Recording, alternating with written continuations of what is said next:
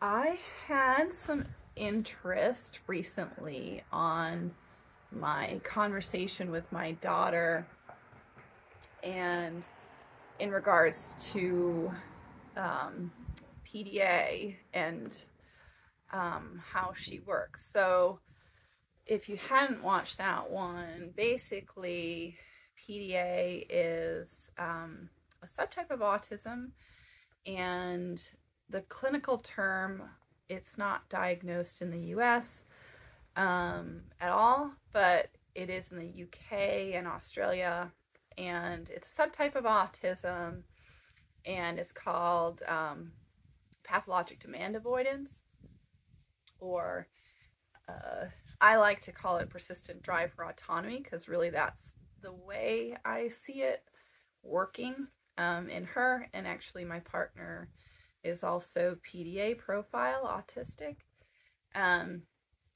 So what that looks like, actually, I guess I should say before I knew my daughter was PDA, we really just clashed. I had a challenging relationship with her. As much as I loved her so much, because she was my daughter and she was curious and intelligent and all that, she was one of the most challenging infants and toddlers and young people. And for me, she was challenging for me, I'll say. I think that there are other people that she wouldn't have been challenging for.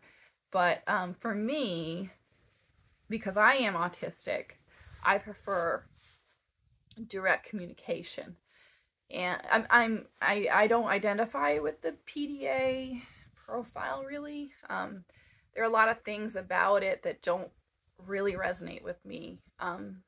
Some things do, but I think it's more like autistic things generally, challenges with like executive functioning, and I think all autistic people have some level of demand avoidance, like accomplishing things is just basic things is challenging. But with PDA, it's much different. And the first signs that, I mean, she was PDA, like when I look back and I know what PDA is, it's really significantly noticeable from birth. To me, she was very different from other children, other infants.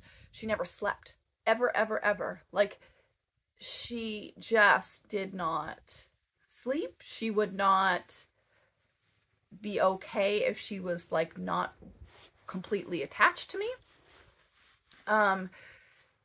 I think even as a newborn infant, she did not sleep for more than 20 minutes at a time. It was exhausting. She just couldn't rest. Her nervous system would not let her rest. She also ended up having some allergies that I found out about that was causing a lot of the sleep issue things too.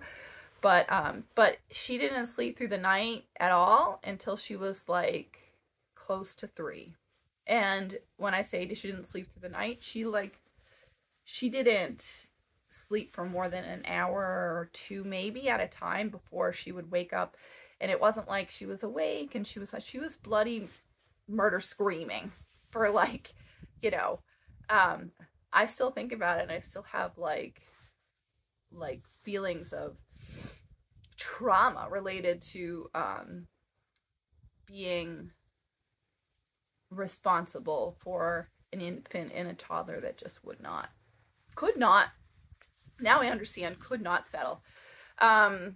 And she started reading. The thing that actually ended up settling her down was she started reading before she was 3. She's hyperlexic. autistic people tend to fall either in extremes and lots of things, but one of them can be speech and verbal ability, and also like reading and things like that. So she read early. She had by 2, she was speaking full sentences with like complex vocabulary. She could communicate verbally very well. And when she did communicate, she was communicating in a, like, her preferences, like, right away. Continuing like what I saw as a is like a preschooler, she had a lot of she just needed a lot of help with doing things independently, and like a lot of help around getting things done, like getting dressed, and doing like tasks like, you know, brushing teeth and stuff like that. And I don't mean like she needed help putting clothes on. She needed me to be around all the time, kind of like helping her regulate herself through those things. Like, so things like giving her choice and options kind of became like an automatic thing for me. Never really telling her what to do. It was so different than my son, who was just, he's just autistic. He's not, in the morning when it was time to get dressed when he was younger, I just threw a pair of pants and a shirt and said, hey, here you go. And then he put that on and he came out and he ate the breakfast that he ate every single day. And that was, he went off on his routine. He wore the same everything that he liked, and he was just standard. As long as everything was predictable and structured, he was good to go. And my daughter never liked that. She would finally get through the dressing process if I was like, you know, today might be cold. There's like a couple different sweatshirts you could wear. You could wear the one with the bunny, or you could wear the one with the bear, you know, this kind of thing. And she would take a while before she could get to that. And usually what she would do is choose neither the ones that I put out for her, but a third one. So her clothes were always like, you know, getting pulled out, and like her, you know, getting through that process. It was a constant, like, you know, getting her through the steps. And then when it would come to breakfast, it's like PDA kids, often you're like, what do you want to eat? They cannot answer that question. The best strategy for PDA eating is to do this kind of like snack plate always. Like meal times are a demand. Timed, like it's time for dinner, is not like amenable to a PDA person. So the best thing that I could do for her is just to deconstruct all of that. It's not breakfast, it's not lunch, it's not dinner. It's randomly, hey, when she would wake up in the morning, oh, I was making something for Ben, and here's a few things. If you want it, it's like on the plate over there. And that would kind of be, you know, and there would be an assortment of things. And that would kind of be how she would be able to cope with getting through a meal.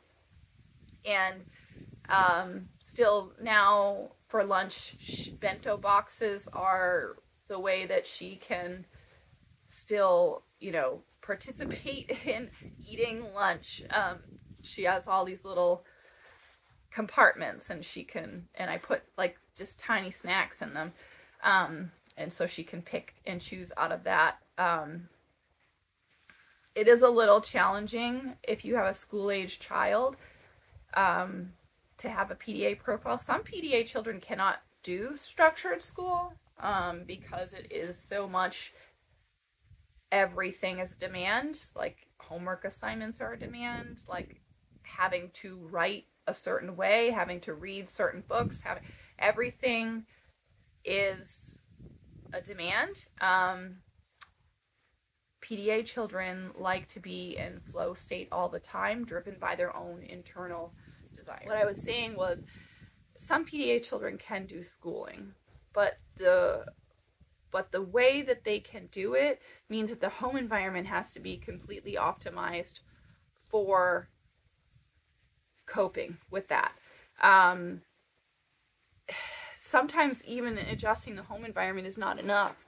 And they literally have to be taken out of school for some period of time so their nervous systems can regulate. PDA children tend to be very smart, very driven internally, and need to go by those things. So for my daughter, she's 11 now, so some of the transition, like the demands, have gotten easier for her. I also think it's a factor of that I've made her home life really low demand, so that her nervous system isn't getting triggered regularly. And I think that is a big factor. So I don't make her clean her room. I try to take off tasks that I can. I don't make her make decisions about what she's going to eat and stuff. I always give her choices with everything. I make sure that her clothing is sensory friendly, and all the clothing is stuff that she can wear. And I make sure that her clothes that she likes are clean and washed and are available in like out, like that she has like kind of choices already.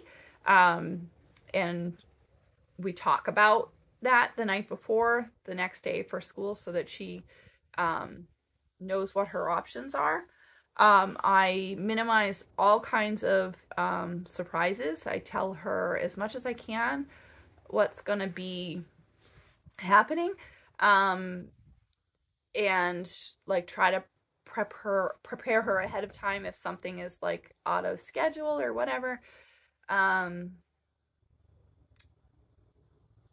So that's one thing. I also use a lot of language that is, I kind of monitor how I speak to her.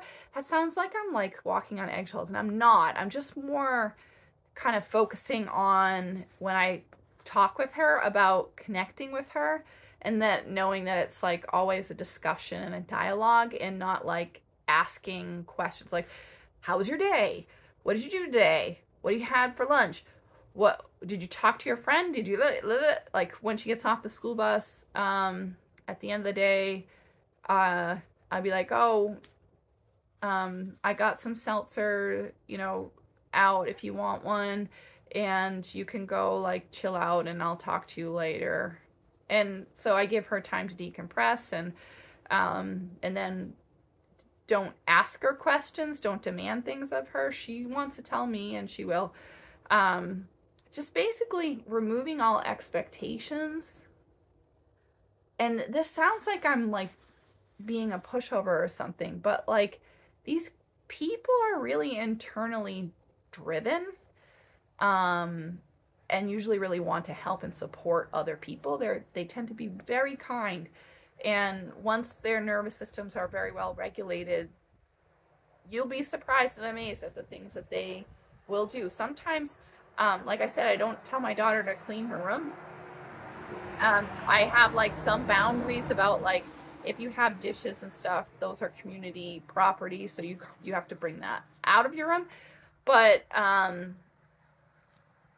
don't really police a lot of stuff. And sometimes I will go do an errand and I come home and like she's cleaned like the whole house. And I never asked her to do it. They don't want to be told what to do. They just will do things just because they want to.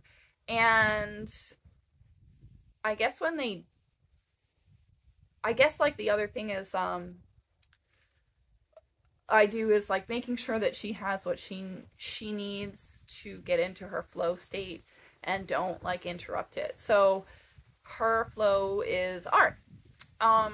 My partner's flow is creating worlds in video games and things like that. So they need uninterrupted time to pursue their own interests. You're usually creative. It can be like theater, it can be cooking, it can be like, there's so many things. It might be like physical, like you know, a sport or something like that, but really it's important to create space so that they can be in flow as much as possible. I think that so that's like making space for that. And as far as has her PDA, has things gotten better as she's gotten older? Yes and no. I will say, I think she is more aware of her own challenges, and she is able to make better decisions and judgment about what is best for her and what is not best for her, and she's able to verbalize those things. She's aware of her sensory needs. She's aware of her food preferences for the most part and can like communicate that. She is able to kind of do things in school to like accommodate herself even when the classroom isn't accommodating, which is unfortunate, but like if she has a specific writing assignment, she kind of will like help herself out by, if the teacher mandates she writes on one topic, she will, but she will also write on a different topic to kind of like meet that need for herself. She knows how to do a lot of that stuff. The stuff that is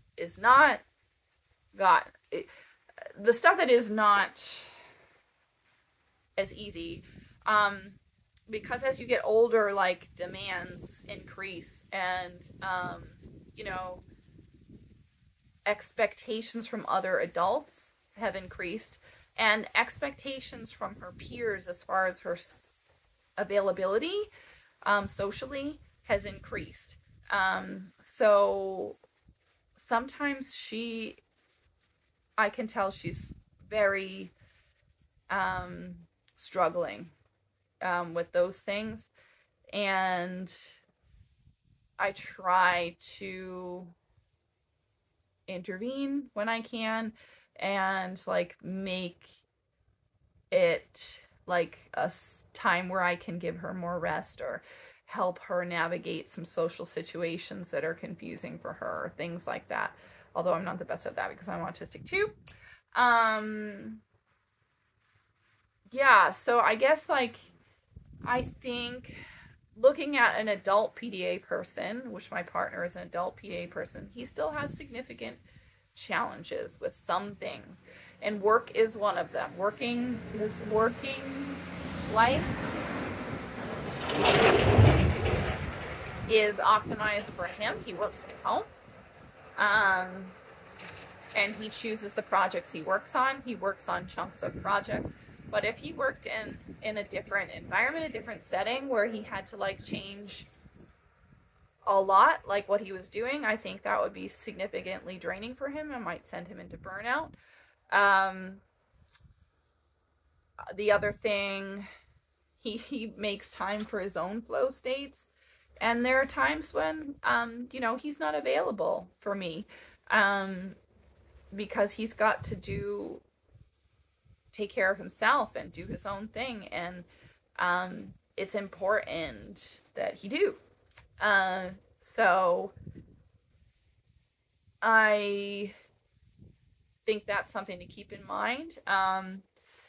The other thing that is challenging still for him are birthdays, holidays, Christmas, you know, anything like that. There's these internal responses to those things that are very PDA centered, like expectations that how you're going to show up emotionally, how you're going to respond to a present given to you, or how you're going to give presents to other people. Anything really that society deems as the proper way to do things can feel like a demand to a PDA person, and can feel like a threat, a nervous system impact. So that's kind of how it shows up in adult. I mean, and the sleep is continuously challenging for PDA people. I don't know a single PDA person that doesn't struggle with sleep. Autistic people struggle with sleep. ADHD people struggle with sleep, but for different reasons.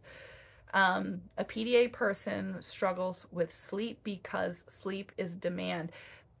If you think about our lives, you think about like every morning there are things that we have to do. If you're a parent, you definitely have things you have to do. Even if you're a kid, you have to get up, and there are immediately things that need to be done.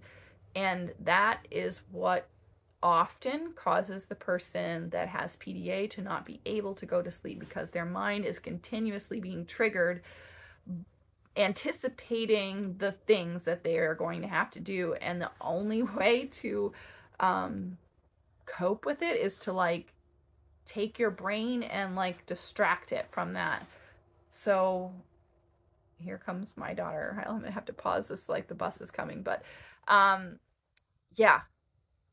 And it has to be like something that will put you in a flow state and get you out of that. So whether it's video games or watching YouTube or whatever, drawing, something to distract from that. So that is kind of like the summary of my response. And I guess if you have more questions, you can send me more questions. I'm not an expert, but I live with a couple of PDA people, and I do know a bit about it. Right, have a good day.